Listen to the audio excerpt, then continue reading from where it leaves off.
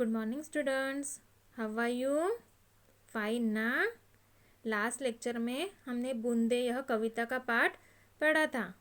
आज हम उसके आगे का पाठ क्रमांक 3 योग्य चुनाव यह पाठ सीखने वाले हैं।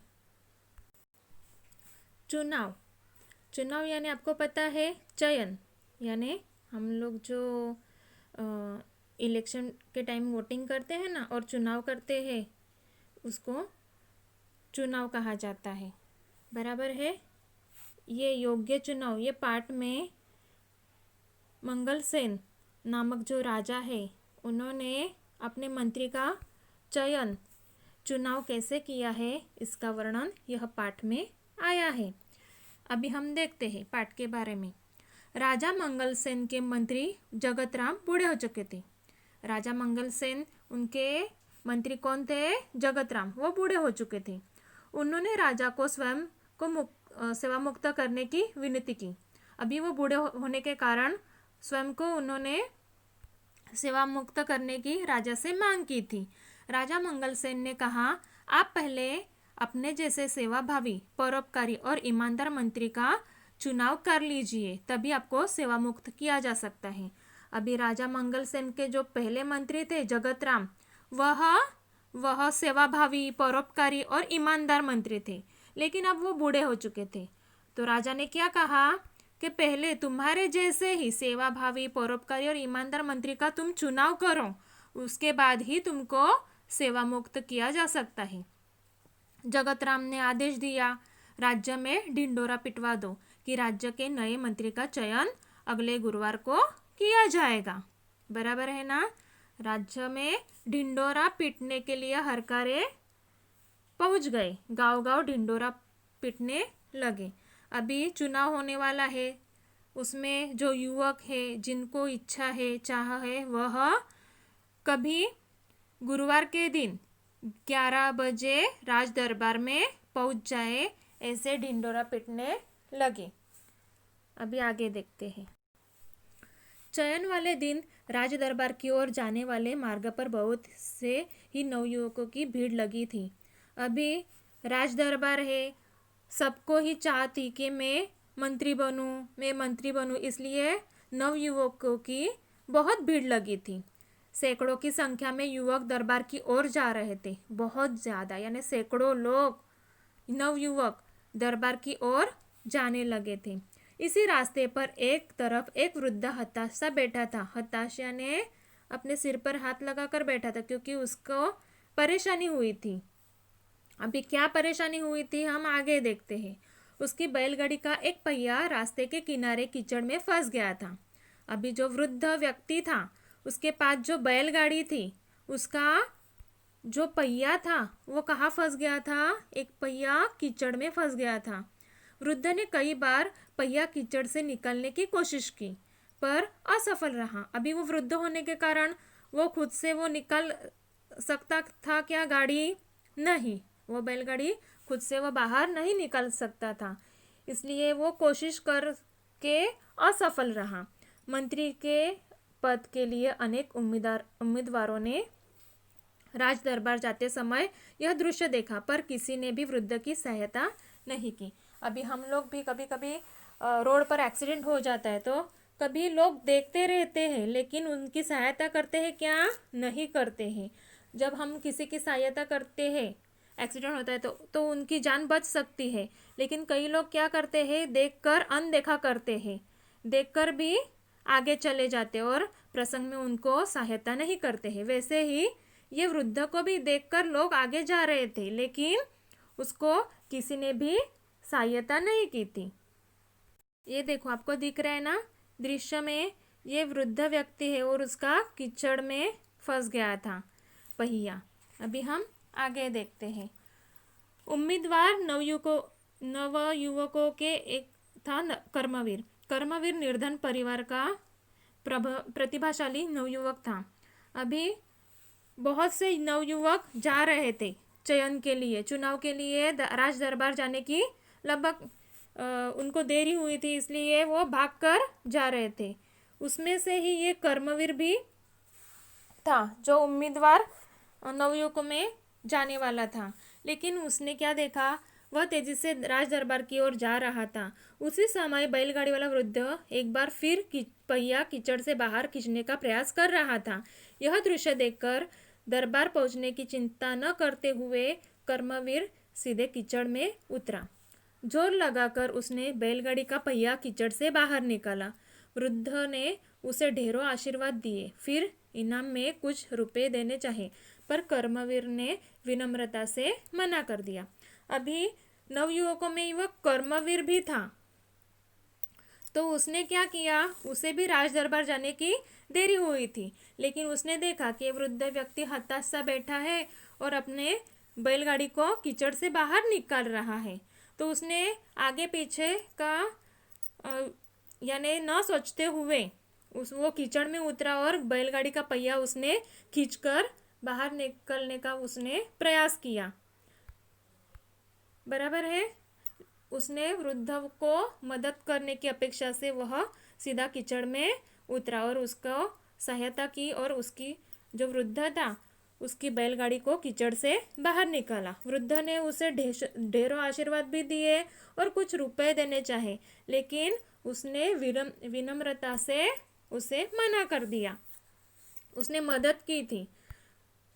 हमें भी मदद करनी चाहिए, लेकिन फल की अपेक्षा नहीं करनी चाहिए। कर्म करने चाहिए अच्छे, लेकिन उसके बारे में फल की अपेक्षा नहीं करनी चाहिए। जब हम अच्छे कर्म करते हैं तो हमें अच्छा ही फल मिलता है।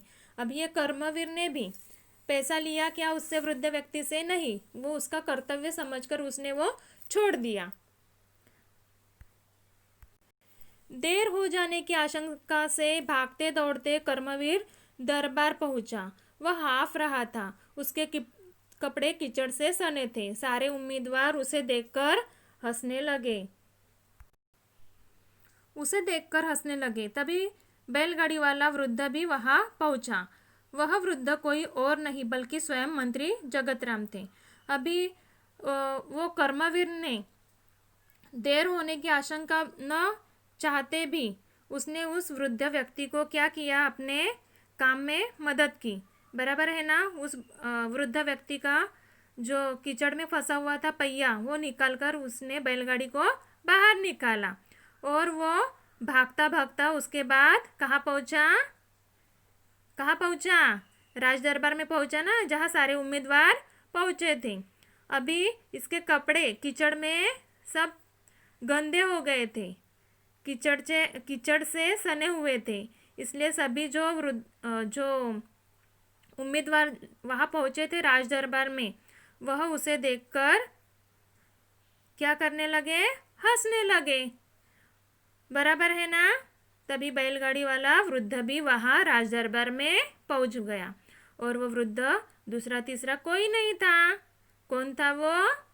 स्वयं मंत्री थे ना, वो जगतराम, वो थे।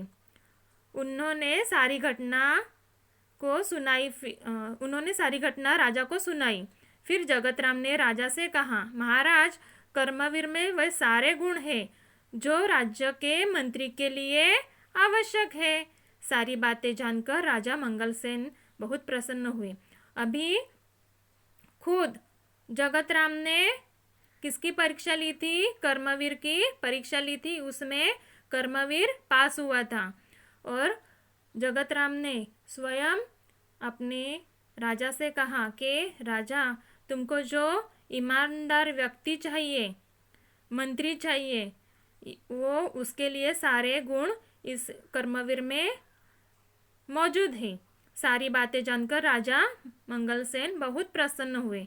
उन्होंने कहा, जो सामान्य आदमी की पीड़ा से दुखी होता है, उसे दूर करने का प्रयास करता है, वही राज्य के ऊंचे पद पर बैठने का अधिकार होता है। अभी देखो, जो सामान्य आदमी की पीड़ा से दुखी होता है और दूसरों के दुख दूर करने का जो प्रयास करता है, वही राज्य के ऊंचे पद पर बैठने का अधिकारी होता है। जगतराम जी ने योग्य व्यक्ति का चुनाव किया है। आज से कर्मवीर राज्य के नए मंत्री होंगे। अभी यह चुनाव किसके द्वारा किया गया? जगतराम मंत्री के द्वारा किया गया ना। और एक उनको कौन मिला? अच्छा, सेवाभावी, परोपकारी मंत्री भी राजा को मिला। इससे राजा भी बहुत प्रसन्न हुआ। हमें भी क्या करना चाहिए? हमारे जिंदगी में ईमानदार, सेवाभावी, परोपकारी ही रहना चाहिए। यह पाठ से हमें यह सीख मिलती है। बराबर है बच्चों, समझ में आपको ये पाठ? अभी हम लोग आगे होमवर्क के बारे में देखते हैं। अभी देखो, पहला प्रश्न है प्रश्नों के उत्तर एक एक वाक्य में लिखिए।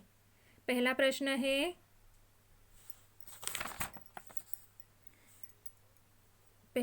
है एक दो शब्दों में उत्तर लिखिए। राजा के मंत्री का नाम क्या था? उसका उत्तर है जगतराम था। दूसरा प्रश्न है नए मंत्री का चयन कौन से दिन होने वाला था? उसका उत्तर है गुरुवार को होने वाला था। तीसरा प्रश्न है बैलगाड़ी का पहिया कहाँ फंस गया था? उसका उत्तर है कीचड़ में फंस गया था। प्रश्न क्रमांक 2 रिक्त स्थानों की पूर्ति कीजिए। पहला प्रश्न है राजा मंगल सेन के मंत्री जगतराम बूढ़े हो चुके थे।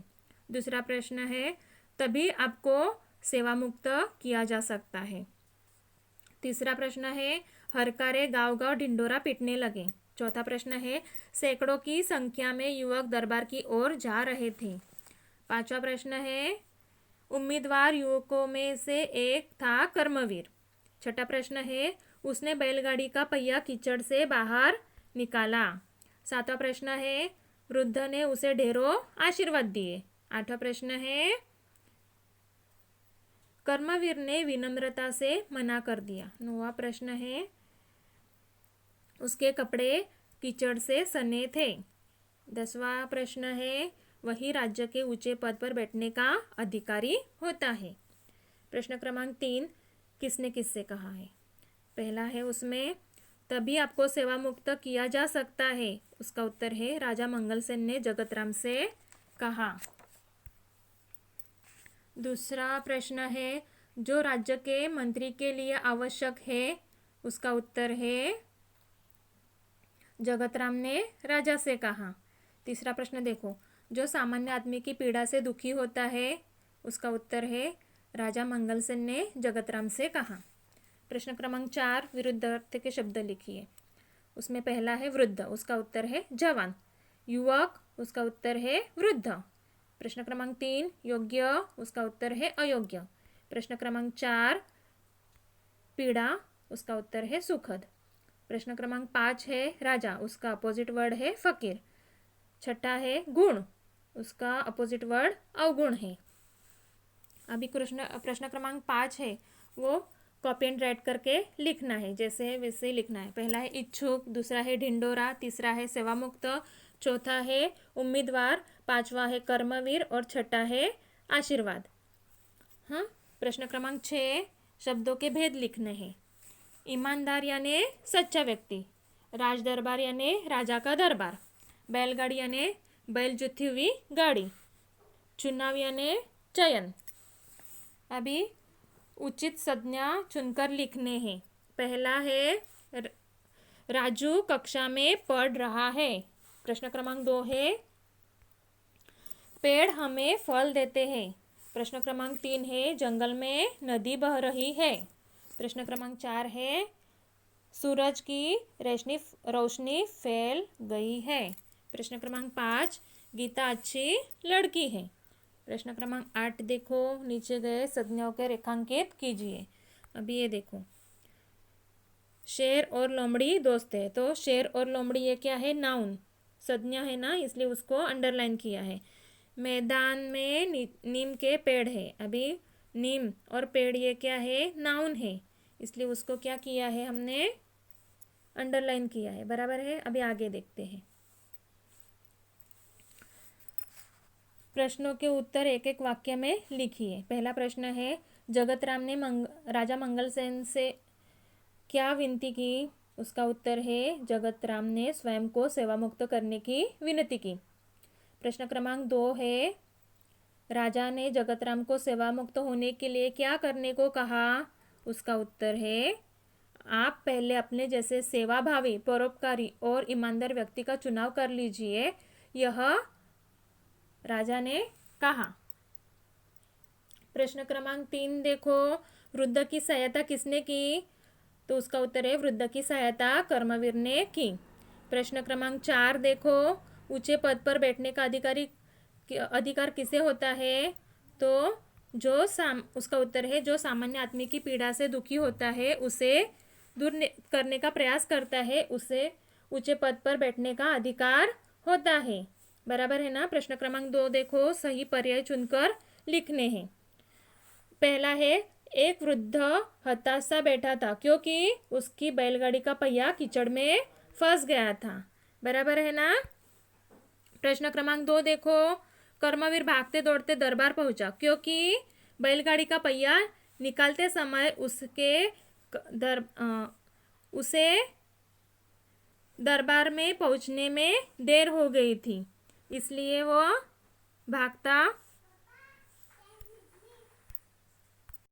उसे पहुंचने में देर हो गई थी ना। बराबर है ना। अभी हम आगे देखते हैं। अभी लास्ट वाला क्वेश्चन है, विशेषण छांटकर लिखने हैं। बराबर है। पहला है, राजा बहुत प्रसन्न है, उसमें प्रसन्न यह क्या है? विशेषण है। प्रश्न क्रमांक 2 देखो, ईमानदार व्यक्ति का चुनाव कर लीजिए, तो उसमें ईमानदार यह क्या है? विशेषण है। प्रश्न क्रमांक 3 देखो, वृद्ध ने उसे ढेरों आशीर्वाद दिया, उसमें आशीर्वाद यह क्या है? विशेषण है। बराबर है। तो बच्चों यही आपका आज का होमवर्क है। बच्चों आपका आज का यही होमवर्क है। जिनके पास वर्कबुक है वो वर्कबुक में फिल कर सकते हैं, जिनके पास नहीं है वो नोटबुक में लिखो। बराबर है। मिलते हैं अगले लेक्चर में। बाय बच्चों।